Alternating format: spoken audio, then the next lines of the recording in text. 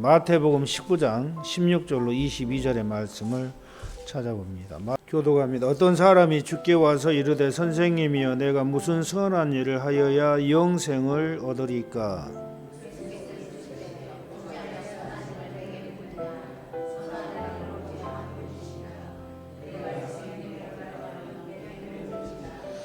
이르되 어느 계명이오니까? 예수께서 이르시되 살인하지 말라, 간음하지 말라, 도둑질하지 말라, 거짓 증언하지 말라.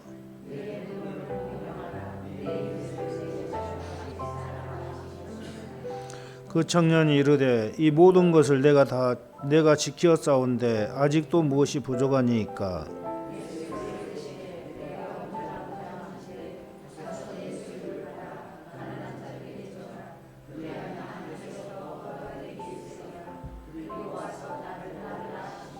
그 청년이 재물이 많음으로 이 말씀을 듣고 근심하며 가니라. 아멘. 할렐루야. 오늘도 하나님의 은혜가 우리 모두에게 함께 하시기를 주의 이름으로 축원드립니다. 이 말씀도 생명과 먹은 진리의 말씀입니다. 생명과를 먹으려면은 어떻게 해야 되는가에 대한 말씀이죠. 부자 청년이 예수님께 와가지고 물어요. 선생님, 내가 무슨 선한 일을 해야 영생을 얻으리까? 이렇게 묻습니다. 그러니까 예수님께서 하시는 말씀이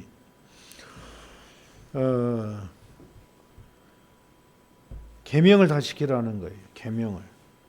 생명에 들어가려면은 계명들을 지켜라. 생명에 들어가려면은 계명들을 지켜라. 무슨 계명입니까? 그러니까 살인하지 말라, 간음하지 말라, 도둑질하지 말라. 10계명을 다 얘기하시는 예수님이 10계명을. 그 어려서부터 다 지키고 살아왔습니다. 너에게 한 가지 부족한 게 있다. 뭡니까? 너의 소유를 다 팔아서 가난한 자들에게 주고 나를 따르라. 그리하면은 하늘의 보화가 너에게 있으리라. 그렇게 말씀을 하는 겁니다. 그리고 와서 나를 따르라. 그러니까 소유를 팔아서 가난한 자들에게 주고 나를 따르면은 하늘의 보화가 있을 것이다. 보화. 이게 생명이 보화라는 거예요. 생명이 보화. 보화. 마태복음 산상수훈에 보면 진주 보화의 비유가 나오죠. 진주 보화의 비유. 어떤 진주를 구하러 다니는 상인이 세상을 진주를 구하러 다니다가 어느 밭에 보니까 그 밭에 진주가 숨겨져 있는 거예요. 그래서 그 밭을 집에 와가지고 팔아서 통째로 그 밭을 사버렸습니다. 이게 천국이다. 또 보화도 마찬가지죠. 보화를 발견한 사람이 자기가 그 보화를 가지려고 자기 소유를 다 팔아서 그 보화가 숨겨진 밭을 사버렸어요. 이게 천국이다. 이 진주 보화의 비유는 하나님의 생명을 이야기하는 겁니다. 생명을 얻으려면은 내가 가지고 있는 소유를 다 팔아서 그것을 사야 된다라는 거예요. 하나님의 생명을. 이게 무슨 말씀인가? 그러니까 예수님께서 네 계명을 다 지켜라. 이 부자 청년에게 이 계명을 다 지키면은 된다. 근데 이 말씀 뭐냐면은 그 마태복음 7장 14절 말씀처럼 생명을 얻으려면 좁은 길 가야 된다라는 그 말씀이잖아요. 좁고 협착한 길을 다 지나면은 생명을 얻을 것이다. 그러니까 이 좁고 협착한 길을 가는 게 바로 하나님의 말씀을 지키는 그런 과정이에요. 좁고 협착한 길이 이런 아주 넓은 길하고는 전혀 다르죠. 넓은 길하고는 가기가 굉장히 힘든 길이에요. 다시 말하면은 살인하지 말라. 예수님이 살인하지 말라고 했잖아요. 그럼 이 살인하지 말라는 것은 꼭 사람을 물리적으로 죽여야 된다라는 그런 것도 있지만 그게 아니에요. 예수님의 살인하지 말라는 이 말은 네 마음으로 생각으로 미워하지 말라 형제들을. 그 미워하는 것도 살인이라고 했거든요. 그러니까 마음으로 생각으로도 시기도 하지 말고 질투도 하지 말고 교만하지 말고 성질내지 말고 신경질내지 말고 엄난하지 말고 그런 마음의 생각으로도 하지 말라는 거예요. 그걸 마음의 생각으로도. 그러니까 얼마나 이 생명 얻는 길이 얼마나 어려운 길입니까? 이게 좁고 협착한 길이라는 거예요. 가기 힘든 길이라는 거죠. 그런 것처럼 이 영생을 얻으려면은 이 영생도 마찬가지 영원한 생명이죠. 하나님의 영원한 생명을 얻으려면은 이 말씀 다 지키라는 거예요. 하나님의 십계명을 다 지켜라. 예. 이게 다 지켰습니다. 하니까는 너에게 부족한 게 하나 있다. 뭡니까? 네 소유를 팔아서 가난한 자들을 주고 나를 따르라. 또 이렇게 말씀을 하는 거예요. 이 소유를 버리라는 것은 뭡니까? 내 속에 정욕의 지배를 받은 마음과 행실을 버리라는 거예요. 내 속에 정욕의 지배를 받는 마음과 행실을 버려라 그 말이에요. 정욕. 예. 그러니까 이 소유를 버리라는 것은 이처럼 외적인 행실뿐만 아니고 내적으로 내면에서 완벽히 지켜져야 된다. 하나님의 말씀이 내 마음에서 완벽히 지켜져야 된다 그 말이에요. 생각에서 마음에서. 얼마나 힘들어요. 보통 사람들은 내 생각으로 하고 있는 거 죄로 안 여겨요. 생각으로 악한 마음 품고 악한 생각하고 악한 더러운 생각하고 하는 거 자기가 죄로 안 여기는 거예요. 세상 사람들은. 세상 사람들은 꼭 가서 남의 거 도둑질하고 남을 때리고 죽이고 이런 것 해야만이 죄로 여기는 거예요. 외적인. 근데 하나님께서는 외적인 그런 행실뿐만 아니고 내면의 이 죄악을 하나님은 지적하시는 겁니다. 내면의 죄악. 소유를 파라는 것은 내 마음 속에 정욕에 지배받은 마음과 행실들을 나쁜 그러한 마음과 행실들을 다 없애라는 거예요. 철저히 회개해가지고. 얼마나 참 힘듭니까? 내적인 소유를 다 팔아야 된다는 인색한 마음, 시기, 질투, 교만, 음란, 아집, 포악 이런 모든 것들을 다 버린 다음에 나를 따르라 그러는데 버린 다음에 나를 따르라. 그거 가지고는 안 된다. 나를 따르려면은 자기를 부인해라 그러잖아요. 이 자기가 그거예요. 내가 가지고 있는 이런 시기, 질투, 교만, 음란, 포악, 거짓 이 마음으로 가지고 있는 이런 것까지도 다 버리라는 거예요. 그리고 나를 따르라 그래 예수님이. 자기를 부인하고 자기 십자가를 지고 나를 따르라.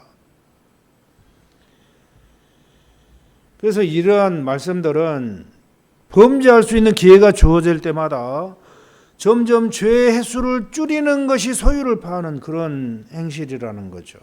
예. 그러니까 여러분들이 날마다 소유를 팔아가고 있어요. 여러분들은 내면에서. 그러니까 생각으로도 죄를 안 지으려고 그러잖아요. 그죠? 생각에 탁 들어오는 거야. 그러면 이 더러운 마귀야. 예수님의 이름으로 명하노니 떠나가라고 물리치는 거야. 그 자리에서. 생각으로 탁 들어오면은 그 작업을 여러분 게을리하면 안 돼요. 생각으로도 악한 마음 품지 않으려고 발버둥 쳐야 돼. 생각으로. 그러니까 행실로는 뭐 두말 할 것도 없이 행실로는 깨끗하고 정결해야 돼. 더 이상 죄를 안 범하는 거야, 행실로는. 이 단계에 이제 올라가면 갈수록 영적으로 성장하면 할수록 이 생각으로까지라도 깨끗해지려고 발버둥 치는 거예요. 마음과 이 생각으로까지. 그러니까 마귀는 생각을 팍 넣어줘요. 마귀는. 근데 이 뭐가 죄냐면 생각한 건 죄가 아니에요. 생각은 마귀가 탁 더러운 생각을 넣어주는 거야. 그럼 내가 생각을 딱 하는 거예요. 예수님의 이름으로 명하니 떠나가라고 물리쳐버리면 이게 죄가 아니야. 근데 뭐가 죄가 되냐면은 나쁜 생각에 탁 들어오면 이게 마음으로 싹 내려오면 그때부터 죄예요. 마음에 품으면 죄라는 거예요. 그러니까 마음으로 내려오기 전에 이 생각에서 물리쳐버려야 돼. 생각에서. 더러운 생각이 딱 들어오면은 딱 물리쳐버려. 누가 미운 사람이 있다. 나한테 원수 같은 사람이 있다. 그 원수 같은 사람이 딱 생각나가지고, 야, 그놈 가만히 놔도 어떻게, 막 이런 나쁜 악한 생각을 딱 하면은, 이게 벌써 이제 죄를 짓기 직전이야. 그럼 빨리 그것을 회개하고 물리쳐버려야 돼. 그럼 죄를 안 짓는 겁니다. 이게 소유 파는 거, 이게. 그러니까 여러분들은 계속해서 이 소유를 팔아가는 죄 짓는 횟수를 계속 줄여가는 거예요. 죄 짓는 횟수를.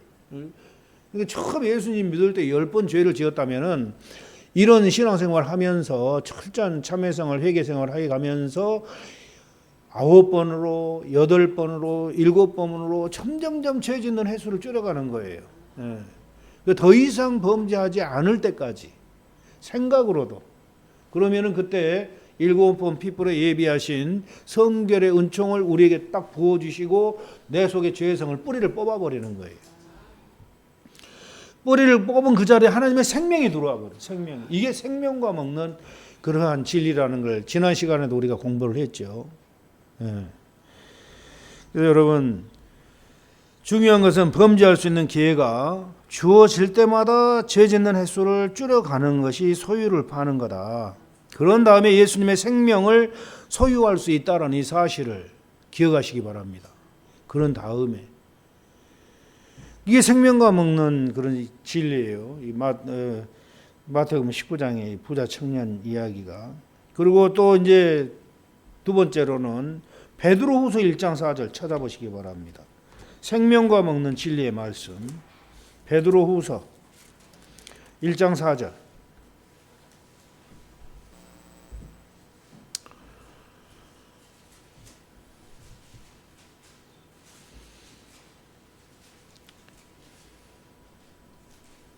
(384면) 신약성경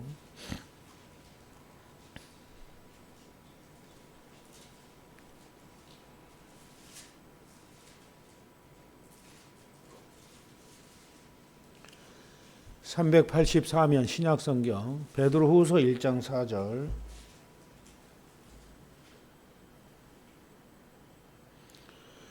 다 찾으셨으면은 한 목소리로 우리 시작. 이로써 그 보배롭고 지극히 큰 약속을 우리에게 주사 이 약속으로 말미암아 너희가 정욕 때문에 세상에서 썩어질 것을 피하여 신성한 성품에 참여하는 자가 되게 하려 하셨느니라. 아멘. 이 신성한 성품이 뭐예요? 신의 성품, 예수님의 성품, 하나님의 성품. 이걸 말하는 겁니다. 악령이 들린 사람은 그 영 속에서 악령의 초능력이 나와요. 그러니까 악령이 합일된 사람들은 양심, 지성, 의지를 악령이 지배해가지고 본인 스스로 통제력을 잃어버리는, 자신을 통제할 수 있는 능력을 잃어버리는, 악령에 지배받으면 그런 사람들이 성경에서 거라사 광인 얘기가 나오죠. 이 거라사 광인은 군대 귀신 들린 사람이, 군대 귀신, 엄청 많은 귀신들이 들어간 사람이, 한 사람에게 엄청 많은 귀신들이 들어가 있어요. 이 인간의 이 영혼 안에. 그러니까 예수님이 너 누구냐 하니까 군대입니다. 딱 군대. 군대가 뭐예요? 군대 귀신이 들어가, 엄청난 숫자가 들어간 거예요. 엄청난 숫자가. 그러니까 이 사람은 스스로 자기 자신의 통제력을 잃어버린 거예요. 마귀가 자기 의지와 감정과 지성을 점령해 버린 거예요. 그러니까 그때부터 이 사람은 마귀의 초능력이 나오게 돼. 마귀의 초능력. 이런 사람들은, 그런 사람은 참 무섭죠. 마귀의 초능력이 나온 사람들은. 그런데 중요한 것은 저와 여러분들은 마귀 대신에 하나님의 생명이 우리 안에 딱 들어와 버리면은 신의 성품이 나오는 거예요. 초능력적인 신의 성품. 반대로. 그러니까 하나님의 이 성품이 우리 안에 딱 들어오면, 신의 능력이, 하나님이 내 안에 딱 차지하고 나를 차지하면은 그때부터 하나님의 능력이 초능력적으로 내 속에서 나오는 거예요. 하나님의 능력이. 그러니까 마귀는 하나님의 흉내를 잘 내요. 하나님의 흉내를 잘 내요. 그러니까 하나님이 초능력적으로 우리를 지배해가지고 하나님의 일을 우리가 하는데, 마귀는 자기의 초능력을, 그 사람을 지배해가지고 그 사람을 통해서 자기 초능력을 나타내요. 마귀가. 근데 그것은 우리가 누구를 받아들이냐에 따라서 그렇게 되는 거예요. 우리가 하나님을 받아들이면은 하나님이 우리를 차지하는 거고, 마귀를 받아들이면은 마귀가 우리를 차지하게 되는 거예요. 그러니까 그건 우리 의지에 달린 거예요. 그리고 절대 우리는 마귀를 절대 들어오지 못하게 절대 막아야 되죠. 완전히 차단해. 마귀는 우리한테 얼씬도 못하게 차단을 해야 돼. 우리 스스로 의지적으로. 그렇게 해야 된다라는 거예요. 그래서 우리가 태어나서 받을 수 있는 최고의 축복은 이 신의 성품, 예수님의 성품을 완전히 소유하는 겁니다. 이것이 생명과 먹는 경험이라는 거죠. 이 신의 성품에 참여할 수 있는 조건은 세상에서 썩어질 것, 육신의 정욕, 안목의 정욕, 이생의 자랑, 이런 것들을 십자가에 못 박아야 된다. 그런 말씀. 마음과 행실이 정결해야 된다. 지극히 큰 약속을 우리에게 주사 이 약속으로 말미암아 너희가 정욕 때문에 세상에서 썩어질 것을 피하여, 정욕의 지배를 받는 그런 모든 것들을 다 벗어버리라는 거죠. 그 다 없애야 신의 성품에 참여하는 자가 된다. 하나님의 생명과를 먹게 된다. 그런 말이죠. 그런 뜻이죠. 성도들의 영 속에 하나님의 생명이 합일되면은 이 신의 성품이 능력으로 나타나게 돼 있어요. 능력으로. 12가지 능력이 나타나죠. 12가지. 그걸 저와 여러분들은 12가지 능력이 나타나기를 위해서 열심히 달려가야 돼요. 신의 성품에 참여함으로 12가지 능력.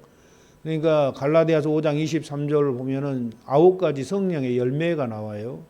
거기다가 예수님의 성품, 정직, 겸손, 용기, 이 세 가지를 합해서 12가지라고 그래요. 예수님은 거짓말 안 했죠. 예수님이 용기 있게 십자가를 졌어요.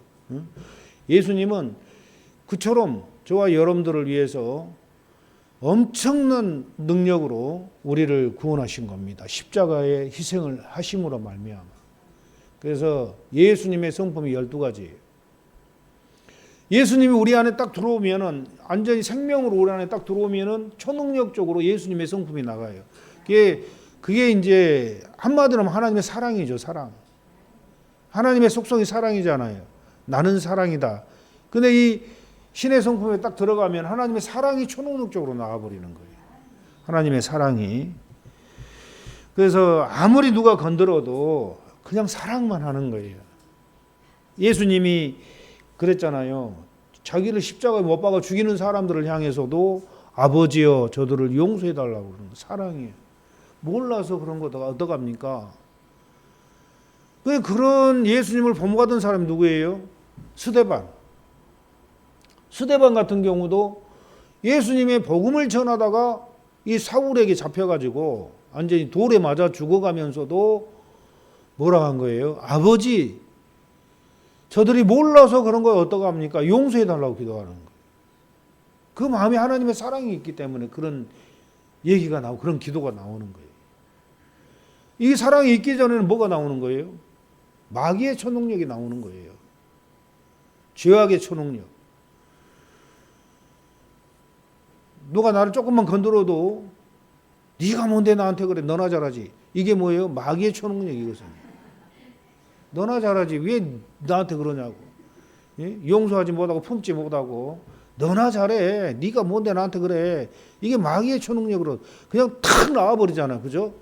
시키지도 않았는데 팍 나오는 거예요. 속에서. 초능력적으로 나오는 거예요. 죄의 법칙이. 이게 생명과 먹기 전에 모든 성도들의 그 상황이 그런 상황이라는 거예요. 예? 아이고 목사님 인간이면 다 그렇죠. 그래. 인간이니까 그렇지. 그렇잖아요. 인간이니까 그 속에 마귀적인 성질이 들어있었기 때문에 그러는 거예요. 근데 이게 뿌리가 뽑혀버리고 하나님의 생명이 딱 들어오면 어떻게 되는 거예요? 반대로 사랑만 나가는 거예요. 누가 아무리 건드려도 주여 저들을 불쌍히 여겨주시옵소서. 저들을 축복해 주시옵소서. 저들을 돌이켜서 회개케 하여 주시옵소서. 저들 지옥만 안 가게 구원시켜 주시옵소서. 이게 생명과 먹은 사람들의 특징이에요. 예. 여러분들은 어떤 쪽에 지금 속해 있어요? 예? 부지런히 달려가고 있다. 예, 그 말이 맞는 말이죠. 부지런히 달려가고 있는 중이다. 아직은 못 먹었지만 먹기 위해서 부지런히 달려가는 중이다. 예, 그 말이 맞는 말이에요. 지금 우리는 그 과정에 가고 있는 거예요. 열심히 가고 있는 거예요. 생명과 먹으려고. 자기를 부인하면서. 근데 자기를 부인하면서 더러운 생각이 들어오면 주여 이거 없애달라고 기도하고, 그 마귀가 주는 것 같으면 마귀야 물라고 물리치면서 가면서 마음과 행실로는 진짜 범죄하지 않고 착하게 살려고 발버둥 치면서 가고 있는 거예요. 가다가 또 안 되면 가슴 치며 회개하면서 또 가고 하나님 도와달라고. 이렇게 마귀의 성품이 들어있는 사람과 생명과 먹은 사람과의 이 나타나는 그러한 표현은 완전히 반대예요. 완전히 반대. 생각으로도 범죄치 않으려고 발버둥 치며 가야 될 줄로 믿습니다. 그리고 또 생명과 먹은 그 성경의 말씀은 고린도전서 12장 30절로 31절 고린도전서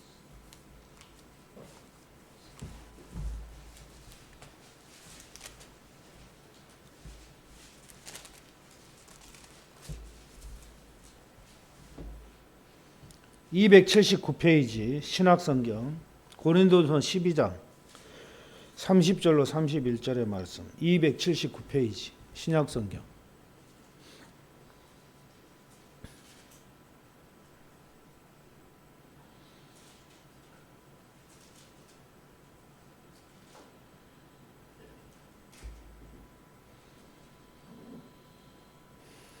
차 있으면 시작.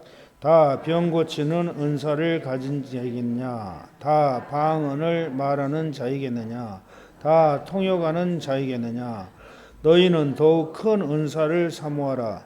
내가 또한 가장 좋은 길을 너희에게 보이리라. 아멘.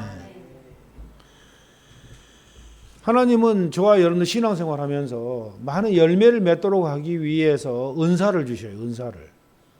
여러 가지 다양한 은사를 주시죠. 말씀의 은사, 통변의 은사, 예언의 은사, 병 고치는 은사, 여러 가지 많은 은사, 외적인 그런 은사를 주시는 목적은 이처럼 교회를 일으키고 또 복음을 전파하기 위해서 그런 능력을 우리에게 주시는 거예요. 이게 외적인 그런 은사라는 거죠. 외적인 은사. 예언, 방언, 통변, 영불변, 능력 행함, 병고침, 지식, 또 지혜, 여러 가지 많은 은사들. 이것은 외적인 은사라고 밖으로 나타나는 그런 은사죠. 이게. 그러면서 이 고린도 교인들에게 너희에게 최고의 은사, 너희는 더욱 큰 은사를 사모하라. 내가 가장 좋은 길을 너희에게 보이리라. 이렇게 하면서 고린도전서 13장을 쓰는 거예요. 이렇게 하시고 13장을 쓰는 겁니다. 중요한 것은 외적인 그런 은사보다도 내적인 은사가 중요하다. 내적인 은사. 고린도전서 13장을 갖다 무슨 장이라고 그래요? 사랑장이라고 해요. 사랑장. 이 사랑장인데 4절로 그 대표적인 게 4절로 7절의 말씀이에요. 고린도전서 13장 4절로 7절. 다 같이 한번 우리 같이 시작.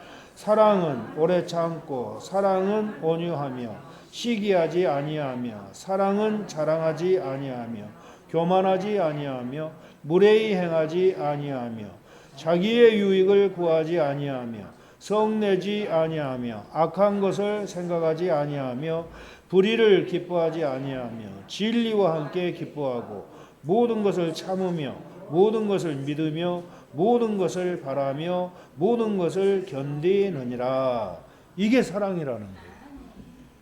이게 사랑.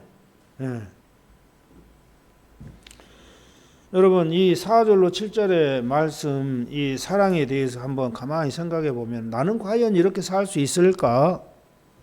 한번 생각해 보세요. 나는 과연 이렇게 살 수 있을까? 사랑은 오래 참고 아무리 누가 건드려도 뒤집어도 오래 참아줄 수 있냐고. 오래. 베드로가 그랬죠. 예수님께. 예수님 온수가 와가지고 나를 저렇게 건드는데 7번 참아주면 됩니까? 따고 물어요. 7번. 여러분 7번 참아준다는 게 여러분 가능해요? 7번. 한 3번은 참아줄 수가 있어요. 3번은. 3번까지는 참아주는데 4번째 또 건드는 거야. 사람이 지렁이도 밟으면 꿈틀한다는데 유분수지 이제는 못 참아 딱 그러는 거야. 그러면서 그냥 확 그냥 뱉어내는 거죠.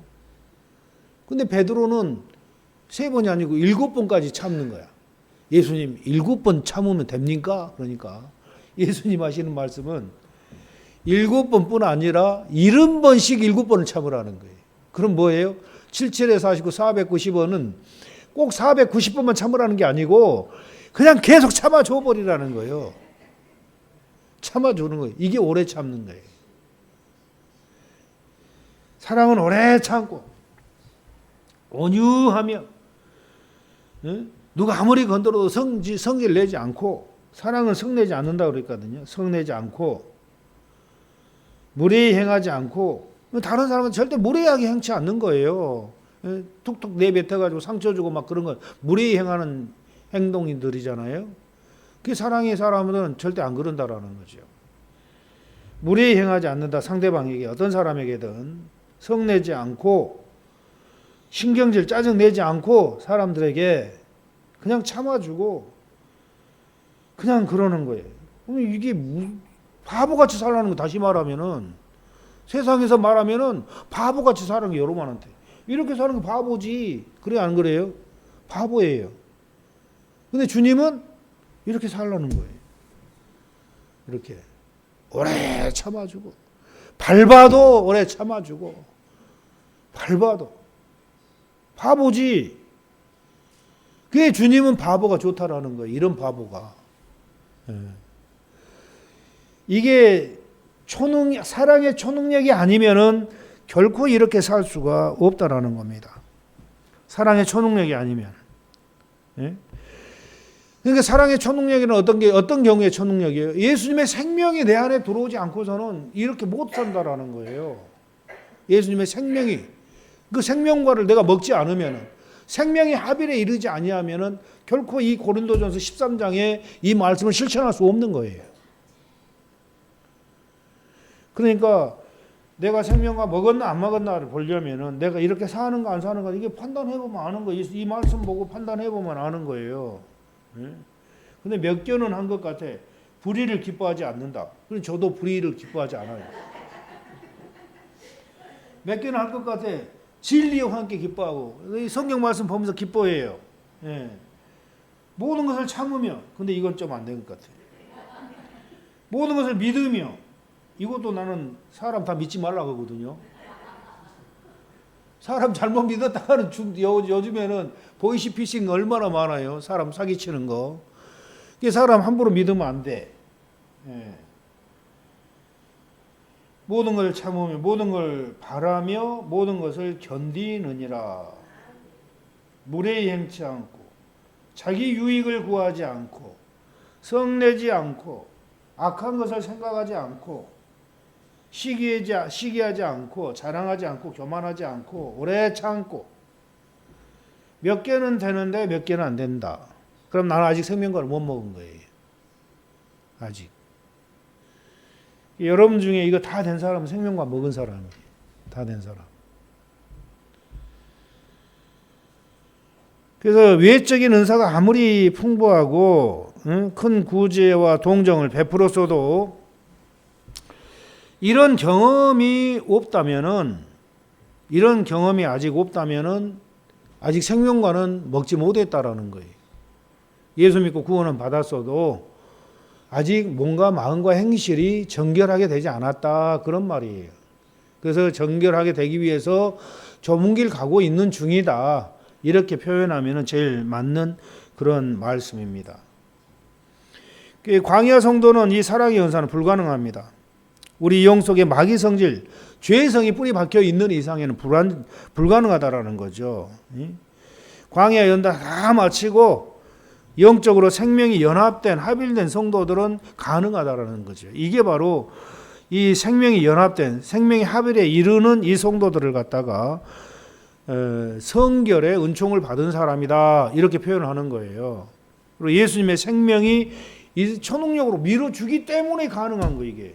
예수님의 생명이 초능력으로 밀어주기 때문에 이런 게 가능하다라는. 여러분들, 이러한 가장 큰 은사를 사모하라는 겁니다. 사랑의 은사. 이 사랑이 마음에 부어져 버려야 돼. 로마서 5장 3절로 8절에 보면은 그런 말씀 하잖아요.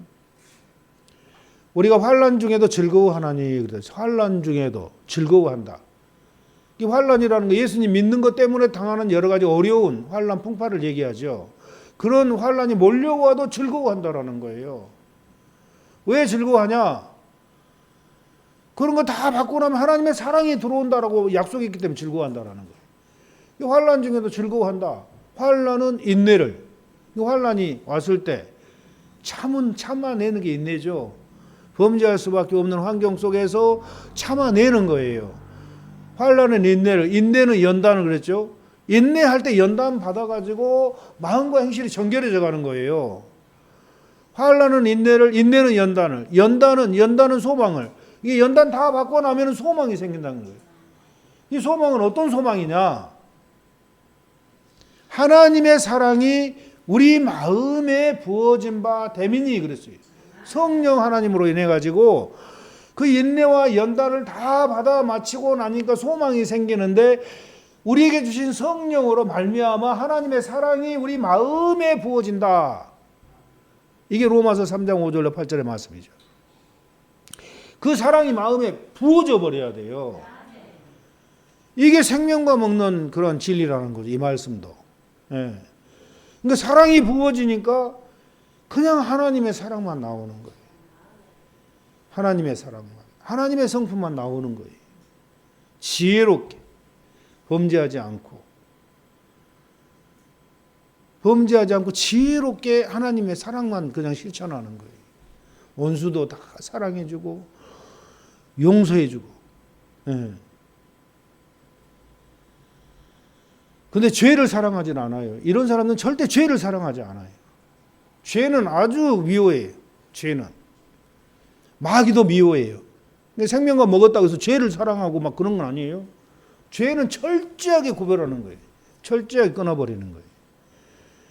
마귀도 철저하게 대적하는 거예요. 근데 사람들은 불쌍하니까 지옥 가기 전까지는 엄청 불쌍하잖아요. 그죠? 다들 불쌍해. 또 예수 믿고 구원 받았어도 불쌍해. 그 연단을 받고 죽도록 가야 되니까 얼마나 불쌍해요.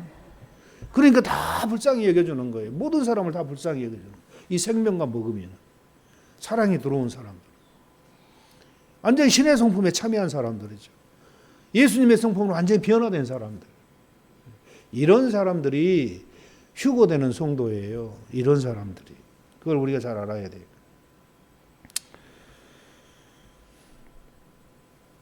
그래서 은사와 이 사랑과 이 생명과 먹은 거하고 이 성령의 은사하고는 전혀 차원이 달라요. 외적인 은사와 이 내적인 이 은사하고는 차원이 다르는데 이 내적인 은사 사랑의 은사라는 사랑의 은사. 이 사랑의 은사를 우리가 받아야 돼. 그리고 이제 요한복음 13절로 13장 10절 요한복음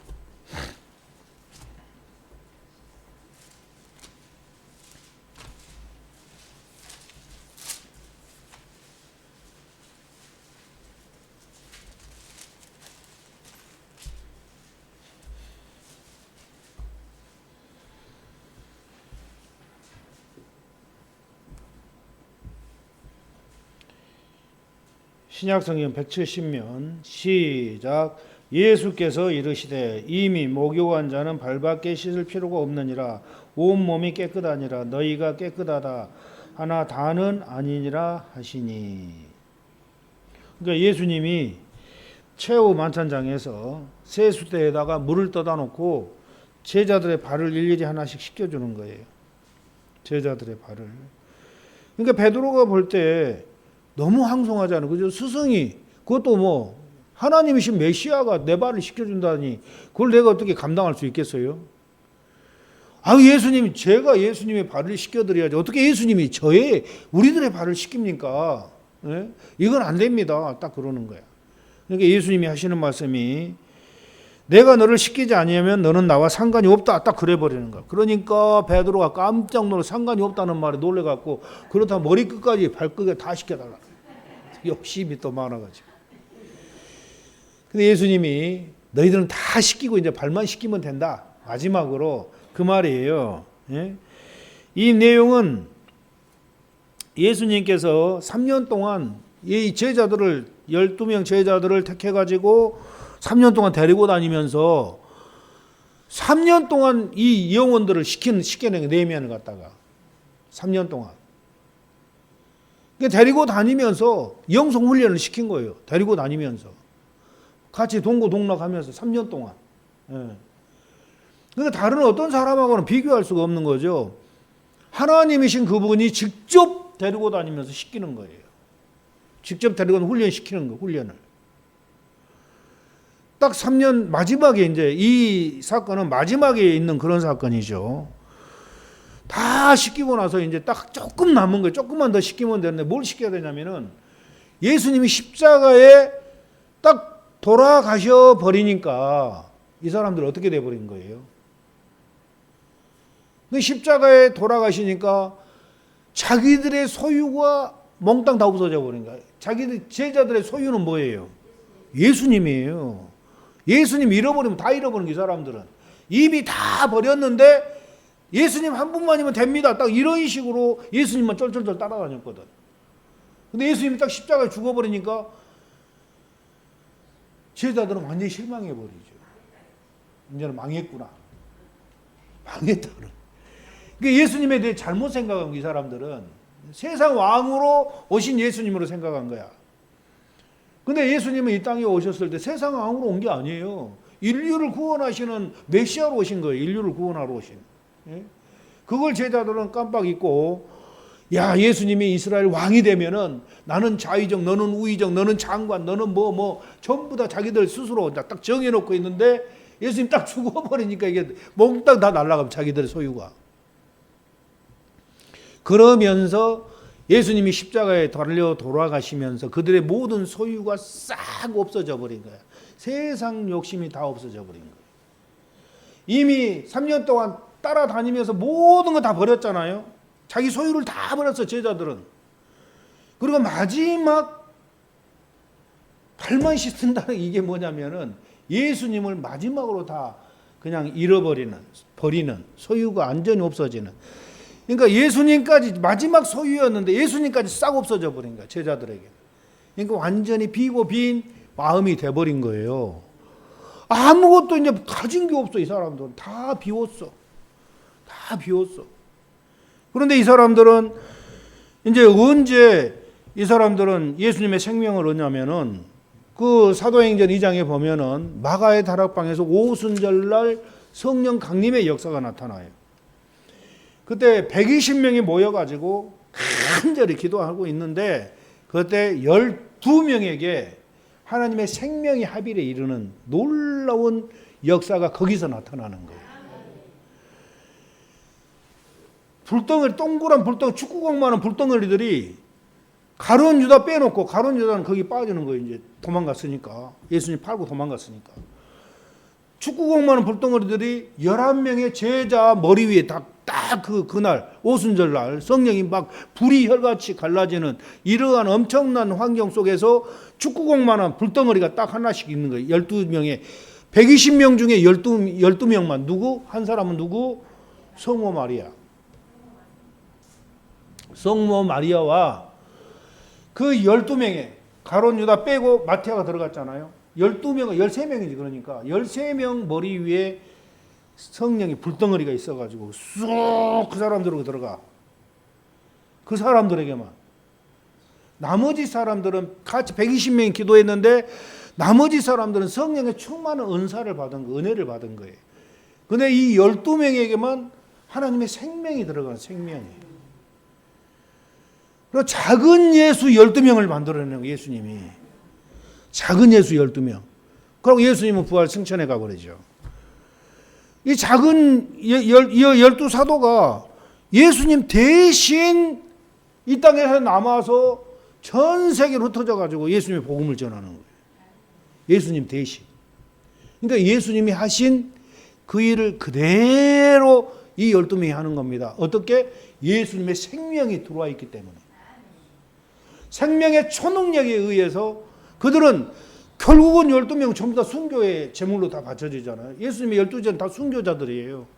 다 순교했어요. 사도 요한만 빼놓고. 사도 요한은 사한 순교를 한 거죠. 사도 요한도 이제 죽이려고 그 로마 군인들이 사도 요한을 잡아가 전승에 의하면은 큰 가마솥에다가 기름을 팔팔팔 끓이는 거야. 기름을 갖다가. 그리고 거기다 집어 넣어버렸어, 사도 요한을. 보통 사람은 다 녹아 없어져 버리는, 죽어버리는 거 완전히 튀겨가지고. 기름에 튀겨가지고.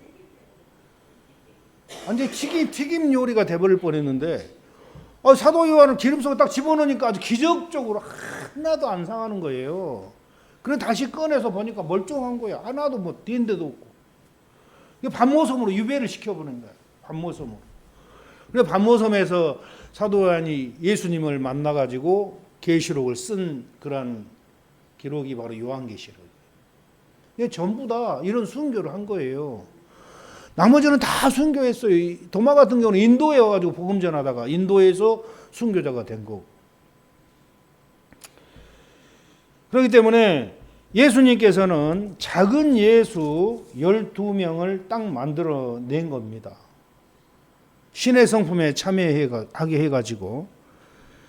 그래서 이 12사도는 오순절날 이 생명과를 먹고 다들 하나님의 형상을 회복한, 성품을 회복한 그런 경험을 하게 된 것이죠. 요한복음 14장 20절에서 보면은 그날에는 너희가 내 안에, 내가 너희 안에 있는 것을 알리라. 그래서 그날이 어느냐? 오순절 성령 강림하신 날이에요. 그날은. 그래서 제자들에게 예수님의 생명이 합일되는 경험을 그날이 한 거예요. 내가 너희 안에, 너희가 내 안에, 이 말이 뭐예요? 내가 너희 안에, 너희가 내 안에 하나로 딱 합일돼 버렸다는 말이에요. 예수님의 생명이 우리 영혼 안에 들어와서 우리 영혼과 예수님의 생명이 딱 하나로 합일이 돼 버렸어. 연합이 돼 버렸다. 이런 말이에요. 그러니까 사도 바울도 그 경험을 해서 나중에 갈라디아서 2장 20절에 보면은 그 얘기를 나오죠. 자기 속을 들여다보니까 내 안에 예수님이 계신다는, 예수님이. 껍데기는 자기인데 자기 영혼을 보니까 예수님하고 딱 하나 돼 있는 거예요.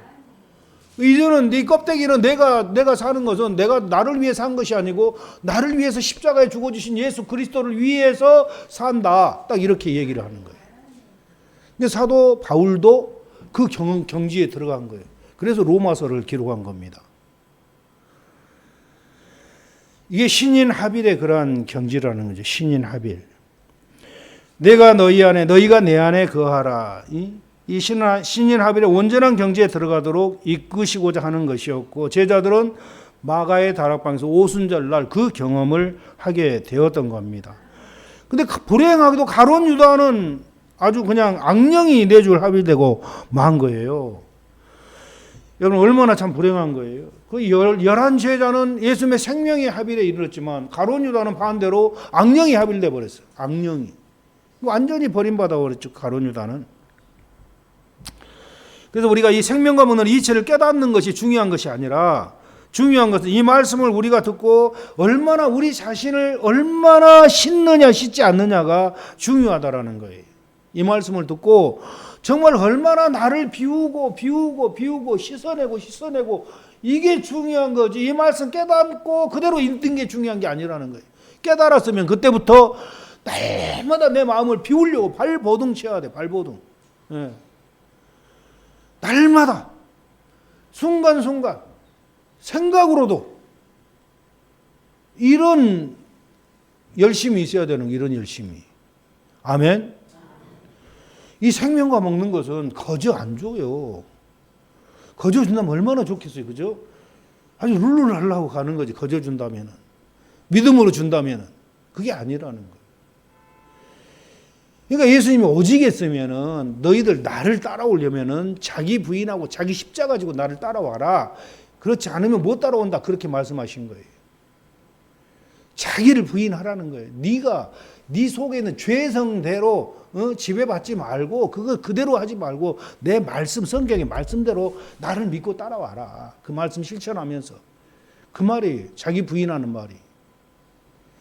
그러니까 우리 신앙생활이라는 것은 넓은 길 가는 게 아니에요. 좁은 길 가는 거예요. 많은 사람들이 넓은 길로 가고 있어요. 좁은 길을 찾으려고 애써도 못 찾고 넓은 길 가는 사람이 많다고 그랬어요. 성경에 보면. 어떻게 하면 좁은 문으로 들어가서 좁은 길 가지? 생명을 얻으려는데 근데 그 길을 못 찾고 헤매는 사람이 부지기수예요. 오늘날 기독교인들 대부분 다 그래요. 이 길을 가야 되는데 이 길을 못 찾는 거예요, 지금 이 길을. 근데 여러분들은 진짜 하나님 축복받은 분들이에요. 이 길을 가르쳐 주고 있는 거죠. 이 길을 가도록. 얼마나 참 감사할 일입니까? 그래서 이 길은 하루아침에 가는 길이 아니에요. 그 성경에 보면은 아브라함은 24년 걸렸어요. 아브라함 24년 걸리고 야곱은 20년 걸리고 요한 에슬레 감리교의 창시자 요한 에슬레는 35년 걸리고 제일 빨리 간 사람들이 12사도. 제일 빨리 간 사람 3년 걸렸어요. 3년.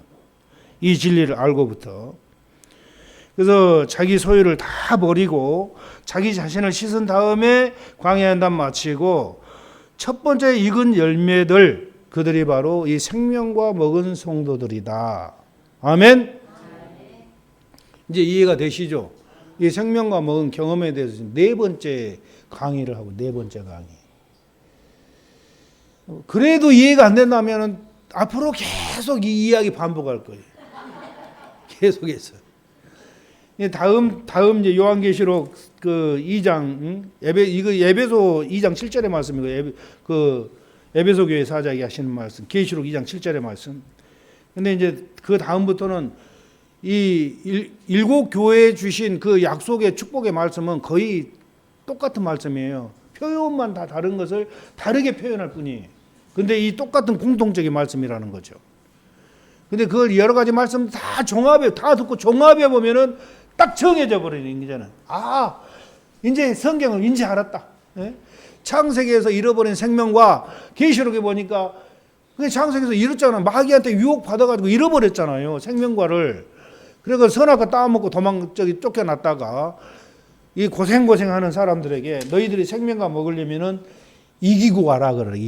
이긴 자들에게 주어지는 약속. 이기고 와라. 마귀한테 졌으니까 마귀한테 이기고 와라. 그러면은 이 생명과 주겠다 그 말이에요. 정리가 딱 돼버리는 거죠. 성경 전체가 이 생명과 하나로. 예. 목표가 분명해지고 바로 그거야 하면서 신앙생활도 분명하게 바르게 갈 수가 있다라는 겁니다. 이걸 잘 이해하시고 계속해서 요한계시록 다음 페이지로 이제 넘어가도록 하겠습니다.